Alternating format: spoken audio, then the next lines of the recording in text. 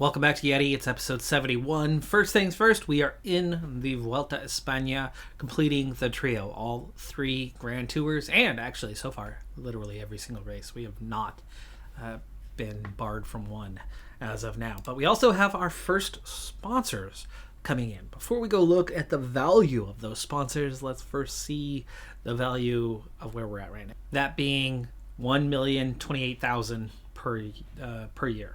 So 1,028K. We have a beyond max. My max rating was 98. Now it's 100 for Quebeca Next Hash. For Friuli, it's at 95. Its max was 92. So somehow we've found a way to push the limits. Not something I had seen previously possible. We've got a 195 rating out of the two, or 97.5 combined rating. Can't get much higher than that. I mean, it's already beyond what the maximum was considered. We have a 100% success rate, and 4 out of 5 are beyond successes. And then, or no, maybe that's just 1 out of 5 is beyond. Yeah, okay. 1 out of 5 is beyond successful, I suppose. Really, 3 of them. How can you go beyond successful? You gain the invitation or you don't. It doesn't matter what happens in the race itself. The last one is Il Lombardia, and then win 15 races, which currently we're at 2. But none of the national championship has come along yet, and that'll get us close to 10 itself. And then there is no finish whatever in the rankings, even though we're 4th. So I think we would be achieving that. As a Continental Pro team, to be 4th in the world is pretty freaking good. Okay, well, 1,028K. How does it compare? First off, we have 4 that are in the process. We don't have to take anything now. And somehow, well, I can understand perfectly well how, over the last month, the big classics have really hurt the profile. So we've gone from right up here over the last 30 days to way down here over the last 30 days. Could impact the value just a bit, which means we might not want to accept either of these two. Okay, well, let's see what Gazprom is. I know the face cam is going to be covering it. I will give you the values. We're talking about $1,237,000 for a 1-year deal for Gazprom. So we're talking about a $209,000 increase. That is what I was talking about. That is awesome. I mean, we're talking about a more than 20% increase, or about a 20% increase. Cadbury, $1,226K, 2-year deal. Now, realistically, I'm looking for a 1-year deal. I don't care what the jerseys look like. I think that the finances are much more important than anything else for us. We really, really need the finances. Gazprom, though, no, nothing, no. Russian, nope, not happening. No, so I think we're going to wait to see what happens with Skoda or Sky and see if we can get something bigger. And again, there's that timing, right? We might be in an incredibly strong position. We might be achieving all of our goals, but will the visibility change the value? I've seen it fluctuate a little bit here and there, so I think it probably could and would. So if we can get another 10K, if we can get 137,000, or 1,300,000, 1,370K, something along. You're getting the point, right? If we can get that extra 100K, I think it would be worth the wait. And it's not like these guys are going to be less, and it's not like we're going to fall away on our evaluation. So we'll be patient for a little bit longer and look for a 1-year deal at that highest value. So we're at Amstel Gold right now, going times 8 speed. It's still only a little over a third of the way into the race so far, so we're ready if action does pick up. Breakaway has 6 riders and a 6-minute advantage. All 169 of the rest of the peloton are together for the time being as we're approaching the 120 kilometers left to go. We're in the most undulating part of this one, and there is plenty of undulation. It's not a day for the sprinters, but the race finishes relatively flat. So it finishes as a day for those who can, first of all, climb and handle all that undulation, and once still established and around, becomes a day for whatever's left who has speed. And so it is more or less a day for the sprinters, as we now have 100k left. We're done with the worst of the undulation and no traumas so far. 4-minute advantage for that group of 6. We are chasing them down. We are pushing harder, going faster. Montez, for some reason, is hanging out towards the back. Let's fix that before things get wild, because he doesn't seem to be trying to come forward. Seems to have established that as being his position. Now we've got him forward, so we're good. Alright. Race day condition. Only 2 negatives, so that's good. We do have a couple guys on fitness peaks, so overall we are supposed to have a +6, but I think we might have more than that. Oh yeah, sure we do. Not really. It's very neutral. It's +7 when we're supposed to have a +6. So, but it's a neutral day. And it's going to give us a real chance. Panamar and Abdullah. Now, I don't have the guys that are real fast. Derek G is our fastest. He's got the punchiness, more or less. And he's got an okay sprint. He's really not that fast. So, a win could be difficult today. But our best shot for that is going to come down to the fact that we... The fact that other teams aren't going to treat it like a sprint. So if we have enough guys still around with enough energy, all but say 2, I could actually set up a sprint train and push and maybe set something up. Because the others are going to be looking more for a punchy solo effort late on. And if we put them under enough pressure in the final kilometers, it theoretically could go our way. Minimalist hopes, though. We just don't have enough quick guys around. Hagland, he's got a +3, and he's definitely the puncher, but he's got a 61 for his sprint. The other, Montez, 64. He's got the acceleration. He's got the flat rating. He's going to be handling the lead out with Hagland in front of him. And Derek G, one wrapping it up. Haddad's got a +5, which is beautiful, but he's not punchy. Today, at least, it's a 75, but he's got a 59 for sprint, even with bonuses. He's got the stamina, though. Only a 71 for flat, so not the greatest lead out. But we're into that last 60k. So water for one final occasion here. Gap to the break is down to 2.5 minutes. They won't last much longer. The undulation, it's already into that final stages where there isn't a whole lot left, but there's a few short, steep sectors here towards the end, like this. It's only 700 meters in length, but you're definitely going up. And an 82 is not going to cut it the rest of the way here. Set that to an 87. Holding position is going to be important for him here. And here begins the efforts of the punchers, the Barradors, to escape and, in their hopes, stay away. Lenny Martinez among those attacking. A lot of favorites here, as always.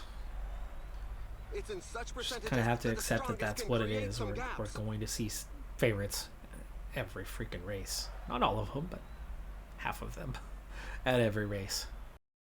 Yeah, here comes those big accelerations. Let's push it up to a 90 now and check in 32k. Panamar and Abdullah and Zipanati. So the 3 domestiques are really feeling it. Peloton's down to 74. 4 off the front, and I'm guessing those are the guys who just attacked. We've definitely drifted back a little bit even with this 90 effort. Okay, coming up on the steepest. Klittenberg, 600 meters, 13.8%. And a split occurs just a little bit ahead of us. Comes back together quickly, though. There go the favorites, including Pogacar. 27k. I'm okay with them making a little move as we go up this, because we have kind of an intention on how we want to run this. Zipanati drifting back. He's going to be done. He's out. 40 chasing. Let them chase for a little bit. Still 25k out. But they sit up a little bit as 3 riders kind of pull away, and there you go. There's a chase group. 23k. Flat for the moment. 1 rider off the front. All together. We've dropped our 3 guys. No red bar for now, but 21k is too far out. Who is it going to be? Haddad and Haddad and Hagland protecting Montez and G. So let's get that part established. We'll stay put in what is now a group of 43 contenders remaining. 43 contenders left is all. And high effort being necessary. Haddad, Gel. Without protection, he's definitely feeling it, which makes a lot of sense on why we're suddenly down to just 32 contenders. And 15K. Now 30 contenders. Rider by rider, we're seeing attacks and responses. And is this one going to go away and stay away? And yeah, it's thinning. It's 11.8. It's time. I wanted to wait a little bit longer, but this feels like that kind of move that if you don't go now, these 18 are just going to sit up. But, I mean, Pikachu's right there. So, probably not quite to that extent, but it's time to get control of this thing. So, Haddad, Haglund, Montez, G, based on the speed part. Haglund's doing a little bit better than Montez. That's a race day condition thing, but we need the speed. So, Haddad starting to do the work. Back together. Good. We'll sit on if we can. We don't need to control this just yet. So Haddad can sit on a little bit longer. But here comes that next acceleration. No. 9K gel for Haglund. Another acceleration. Not getting away though. This one will. Maybe. Maybe not. But it's also down to 7K. So Haddad's done. 3 riders trying to go clear. Now 2 riders going clear. 6K. Last hill of the day, though it is still undulating on the way towards the finish.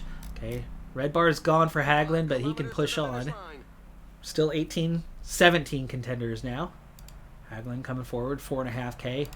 Gels. Oh, come on, G, get in position. Get in position. Let's go, buddy.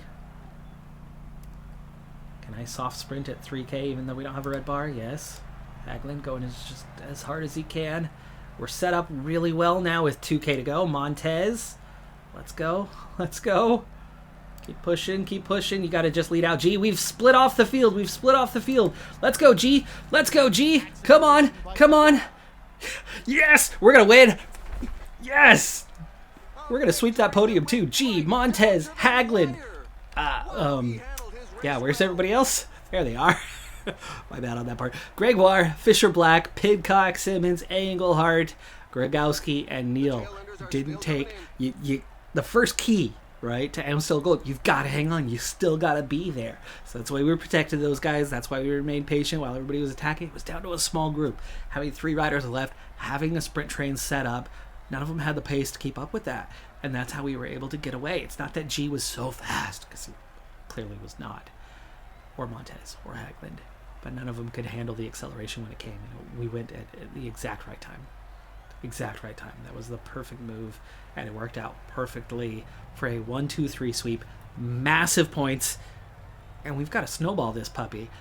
That's another World Tour A race. I'm surprised Amstel Gold's a World Tour A. I mean, I get World Tour B. It's good. It's a good race. It's not a bad race at all. But there's much bigger races out there, and of all the A's, it's got to be at the end of that list. It's got to be at the end of that list of A races. I would put it at the top of the B list, but where you decipher that? Do they decipher that in the real world, or is it just World Tour, right? Are we just doing this theoretically, or is there an actual classification out there? I mean, obviously there's Grand Tours, right? That's actual. And obviously there are 5 monuments, but that's historic. Is there a distinction? Anyway, let me know in the comments below if you know. Some of you probably do. I know cycling.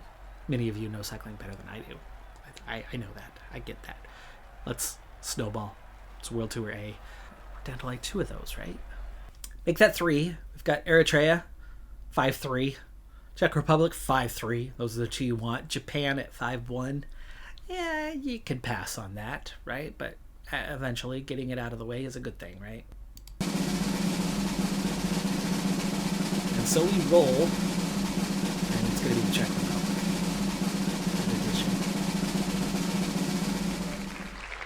Montez with the podium finish has seen Cuba get 2 more points in popularity from a 2 to a 4. So big bonus there, not even claiming the victory. And I'm not going to break it down rider by rider at this point. That process is going to begin in a couple of weeks when we start our scouting. but we do have Vashek, Novak, Kral, Bittner. There's some definite quality for the Czech Republic.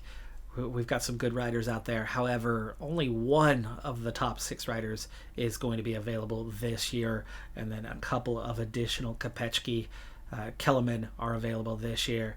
Otherwise, all of the better riders have contracts. Kind of nice thing, as it'll help their development, is all of the better Czech riders, they all have contracts. You got to get down to a 23-year-old 3-star guy, 21-year-old 3-star guy, another 23-year-old 3-star guys. Those are the only ones that are not currently with a team. But many of the ones that are here have multi-year deals, so won't be available. But I'll scout them properly when the time comes. But it's definitely a great addition. And, you know, all of these top guys, Bauer's the only one. And he's got a multi-year contract and is just a sprinter and is just 4 stars. Intermarché, the only one at 29. Kelman at 28. Karel Vashek at 28.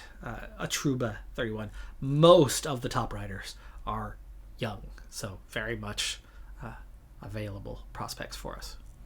Early kilometers for Flèche Wallonne.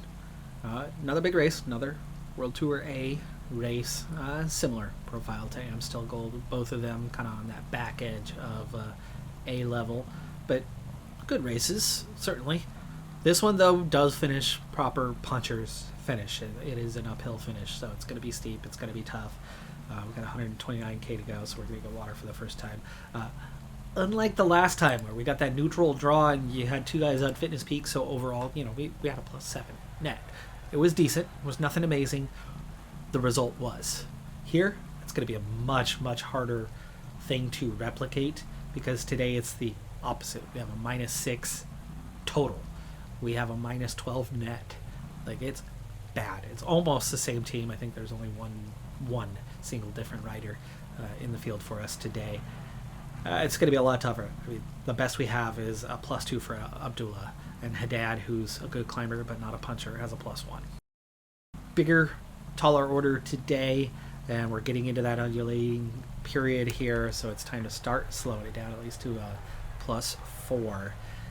We're inside 4 minutes now on a breakaway of just 4 riders for the day, and last time getting water coming up. This one definitely has a much more iconic climb for sure that makes it something special, and when we get to the top of the Murdahui, we'll do that. I think this is more comfortably an A-level race than Amstel Gold is. Amstel Gold is just kind of a warm-up race for the big classics that follow it. It's a good warm-up race, but it's definitely not the feature event. The Murdahui, while Flèche Wallonne is not a major race, Murdahui is very iconic. I mean, there's other than the mega climbs of the Grand Tours, there's very few iconic short climbs. Ronde van Vlaanderen, Tour Down Under, here, like, they all have. There's a handful, and that's a few of them right there. Anyway, we are inside 50k. Did I get the water? Yeah, no, I didn't. I wanted to get it right at the top of the Murdahui, and I was distracted by said Murdahui.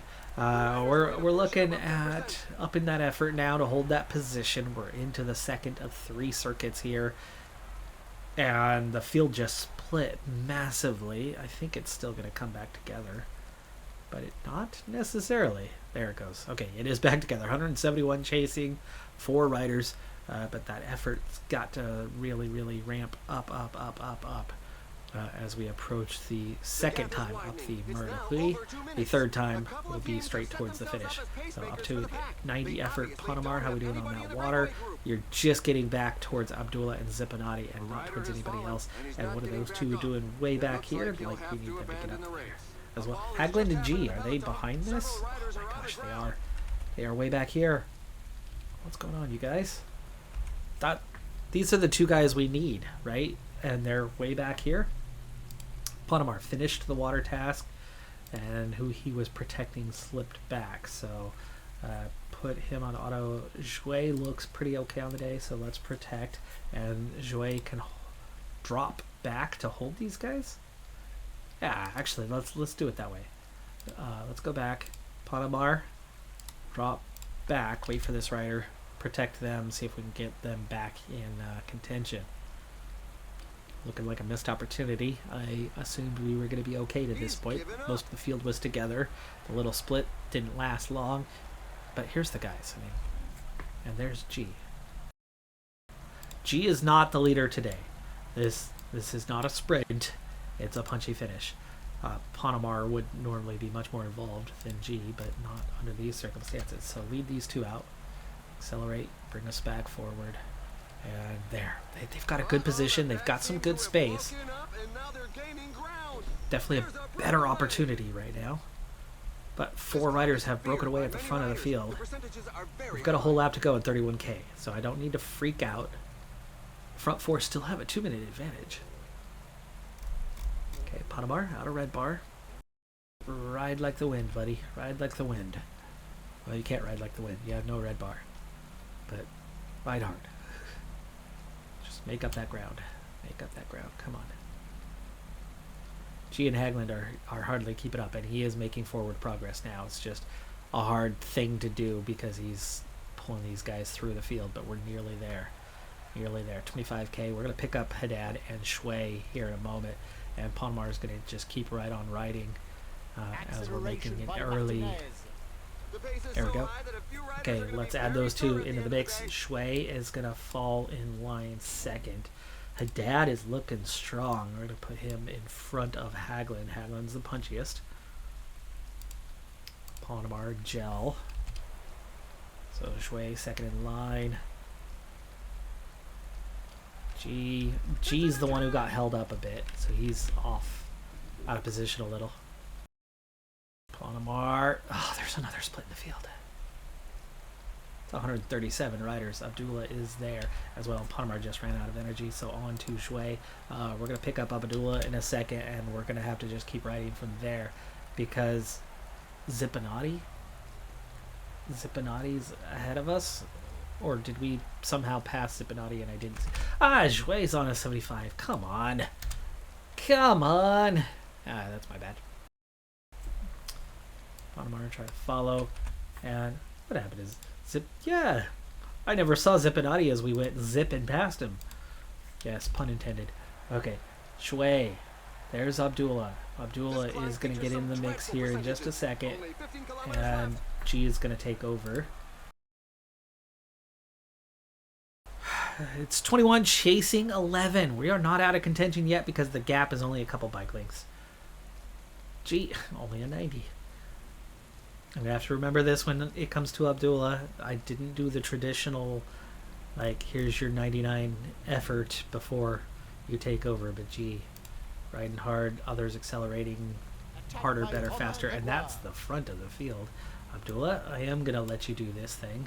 Abdullah can push a little bit higher tempo right now than G can. That's 4 riders away. At the moment, we're racing for 5th, but if we can get back up there, we've still got a shot at this thing. G is really just giving protection to the back, too. It's 9K to go. 15 chasing 4. We're all over this top 20. G has a little bit in the tank now. Abdullah, now go hard, go fast. Sheffield 6K. Sheffield, Sweeney. Is that from my group? Maybe. We're down to 19. No, we were already just at 20. If 3 guys fell, and we were already 20, that's, yeah, that's not somebody getting dropped. 4K. Hagland gel. That looks like a really G bad has fall. recovered. It's a shame, but he's not going 3K out. That's a group nosedive. Abdullah handling the flat. We're just behind the 4, and they've sat up a little bit. Onto G, 2.3K. We're going to head up the Mer de Huy here in just a second, and I've got my 3 guys in position. 1K. G leading it out. And we've split off the field again. We've split off the field again. Haddad pushing on 400 meters. Here they come. Hagland. Oh, did I wait too late for Pidcock? Did I wait? Come on, Hagland. Come on, Hagland. Pidcock's going to take it. I waited too late. Haglin just ran out of red bar anyway. I didn't wait too late. I timed it exactly how I needed to time it. Pidcock just had us beat. The red bar ran out right as he was rolling up to the line. So we timed it perfectly. We gave it our all. We had fallen behind, but we caught up. It's another incredible day for points, even though we don't get the snowball today. I mean, come on. We just got a snowball in the last race. I'm okay not getting this one here. Pidcock, great race, deserved it. He's got much better ratings than us. We did not have good race day condition. How we even got a podium here is beyond me. I didn't think we had it in us today, and especially after the little errors I made earlier on that saw us drop behind and have to make up ground. So battling back and getting 2 riders on the podium is freaking awesome, and coming an inch away from the win is awesome. Sad we didn't get it, but that's okay. Pidcock wins, Haglin second, Haddad third. After that, we did have that one more, G, 11th up there. Look at that strong field. Vingegaard was 18th, Pedersen was 19th. Skjelmosa, Almeida, Baggioli, Van Aert, Pogacar, Deli, Nice, Gregoire, Philipsen, and Pidcock, of course. So, just insane talent. We were in such bad shape, such rough shape, and we pulled off a double podium and so nearly snowballed. Great result. Fantastic for points. Really affirming that upward position. Like that top 5 in the rankings is looking so possible right now, unless the Grand Tours go horribly wrong, because at the moment I'm only planning on GC for one of the 3. I want to get some stage wins in the others, and GC is not something we need. So we're only going to really try for that once this year. This was a very good couple of races. I'm really happy for it. We took 5 of the 6 podium positions over these last 2 races. Just wonderful stuff. That's going to do it for this episode, though. I'm Decathlon Gamer. Like, comment, subscribe, and I'll see you next time. Have a good one. Be safe out there. Bye for now.